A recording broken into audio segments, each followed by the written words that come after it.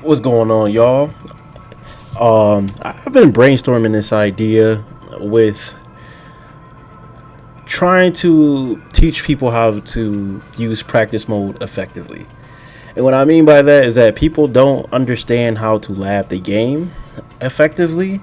They may know some things, but they don't know everything. And that's okay because everybody don't know everything when it comes to this game. Even at the highest level, you can still learn some things, right? So this is more like a beginner intermediate video, but I mean higher level players can use this as well. Just teaching you how to lab certain things effectively. Now this doesn't pertain to every single character, how to defend against, or how to use your frames in certain situations. But yeah, the idea that I'm going to come up with right now is showing you like how to use training mode effectively.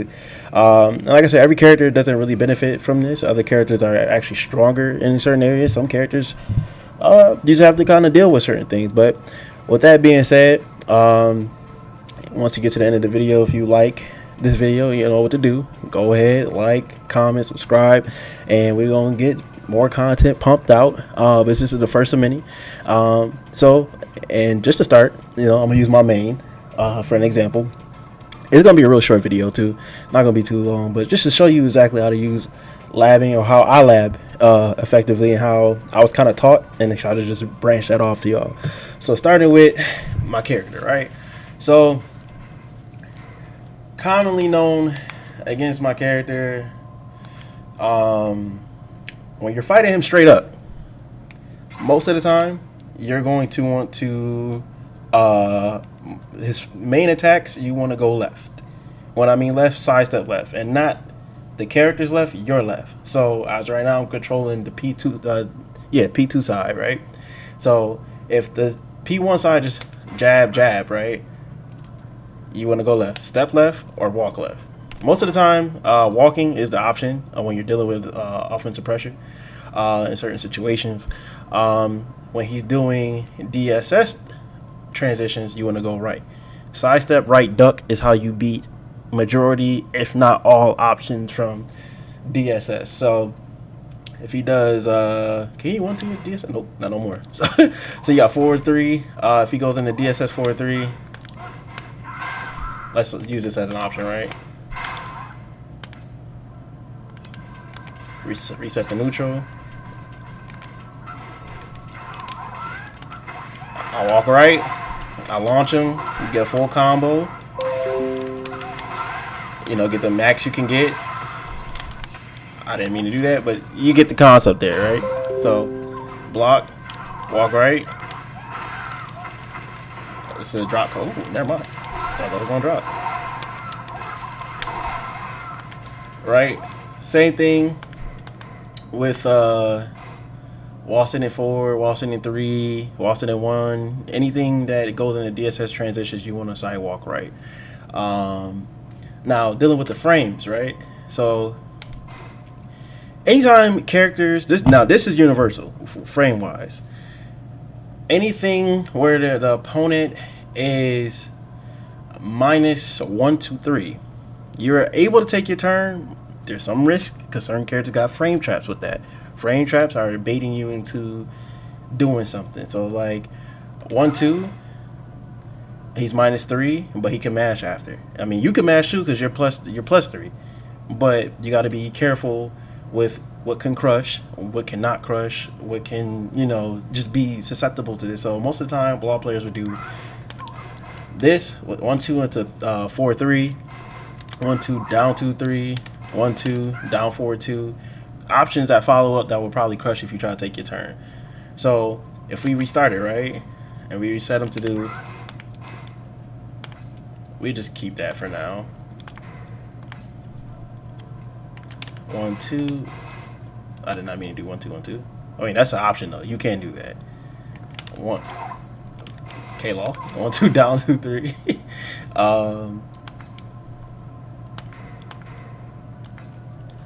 And then what was the other one? 1-2 down 4-2. All right. So depending on what he does, all right, let's just start with the first one. turn all the options off. Most of the time,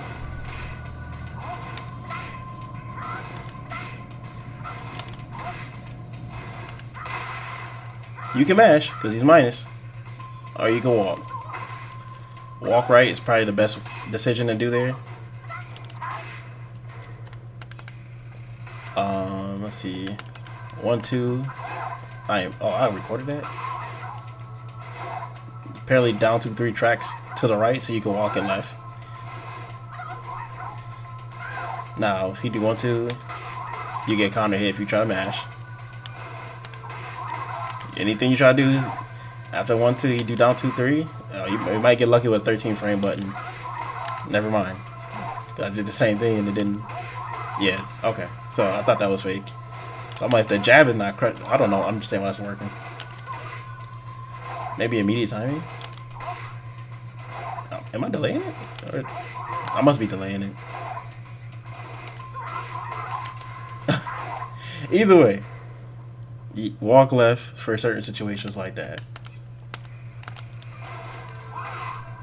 1, 2, down 4, 2 tracks for options that track like that. Depending on range too. So it seems like anything from 0 to 1, you walk left. And this is how you deal with how to defend with certain frames and how to get around frames. Anywhere from 1 to 3, you can mash, or you can move dependent on the situation, right? So then we go with the +4. I believe, let me see, what's +4 on block? Okay. +4, I mean it's your turn, but once again, you deal with setups after, right? So Waltzing at 4 is dangerous. When you're dealing with Waltzing at 4, you want to kind of sidewalk right most of the time. Sidewalk right duck beats most of the options. So we're gonna do Waltzing at 4 DSS2, Waltzing at 4 DSS3,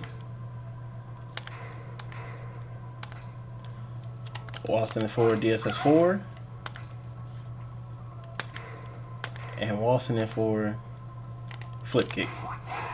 Alright, so we're gonna keep all these options on. We're gonna take it there, let him, you know, do what he gotta do. Waltzing at 4, sidewalk right. Look at that, how that beat. You sidewalk right, you get clipped with the flip kick. Got sidewalk right duck, and that's how you beat the highs and the lows. But the flip kick tracks that way. So the mix-up is playing the character to the strengths. And if you can stop him from getting that off,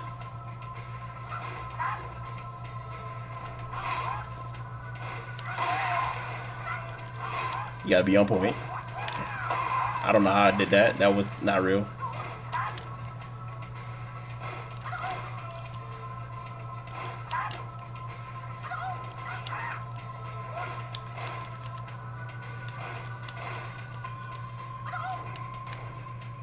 I didn't even do it. It's -14, but you got to be on point. If you're not on point with the 3+4 or back 4-3, you're gonna end up dying for it. But that's usually how the sequences go. That's usually anywhere from -4, -5. You could try to take a risk. I can show you even like taking a risk, right? You try to take a risk, you get countered, right? I tried to jab it, gelled it. Okay. Counter it. So these are the things where -4 to 5 make a huge difference. Movement and certain option selecting are really crucial when you're at -4 and 5, and you have to be aware of these situations, right? So we're gonna go ahead and clear this.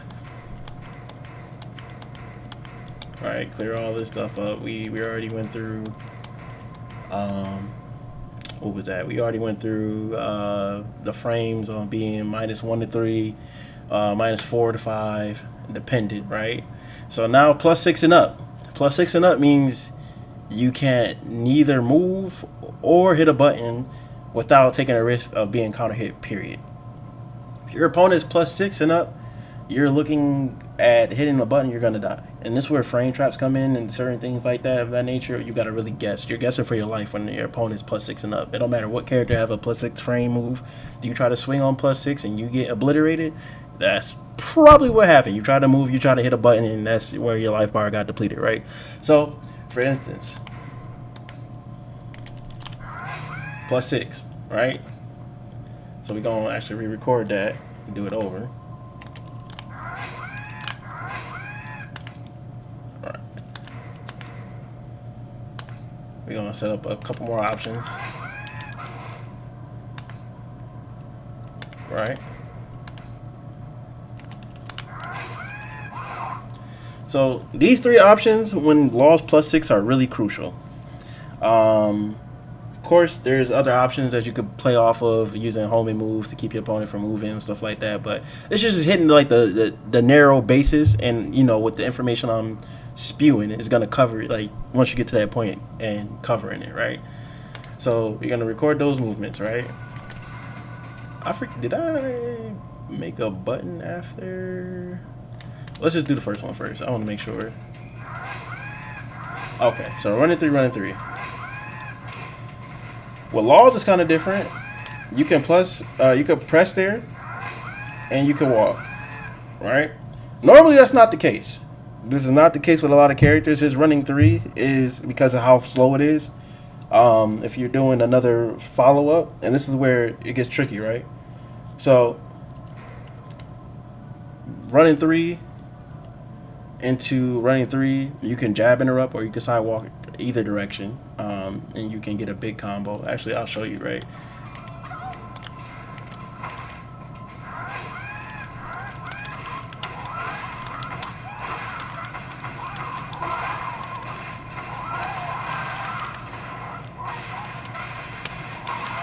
$108. All that damage if they do running 3, but you got to be on point. You have to be on point. Now, if he does a different option with running 3, you see I try to mash, comment hit it. Can't do anything. Try to move. Usually jabs track, but okay, the track to the left, not the right.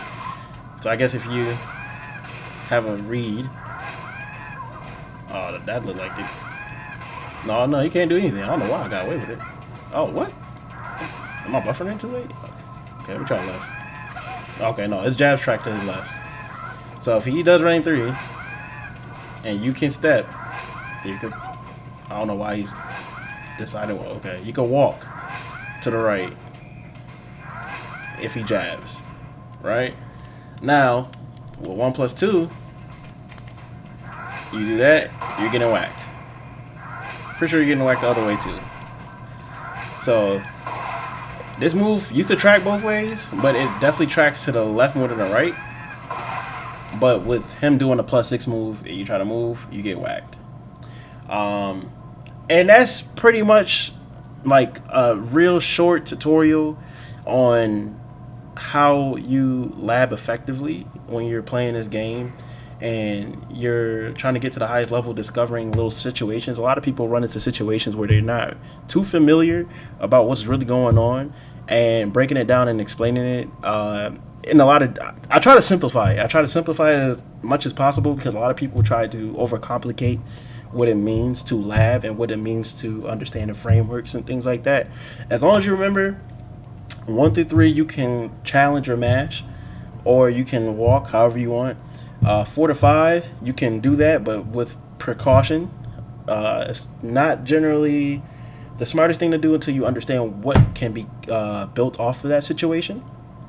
+6 is usually you cannot move at all, unless they do a slow move to follow up, and then you got all the room in the world to just get away. And usually a slow move is anywhere from like 20 frames, maybe even 18. 18 is pretty fast, actually.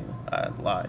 So yeah, 20 and up is usually like a slower move, but they can realign, they can move forward, they can do certain things. But this is just a basic, once again, overview and tutorial on how to use the lab effectively. And if you like what I put out, go ahead and like, comment, and subscribe, and I'll go ahead and continue putting out more little tutorials like this. Till then, it's been fun. You guys have a good one.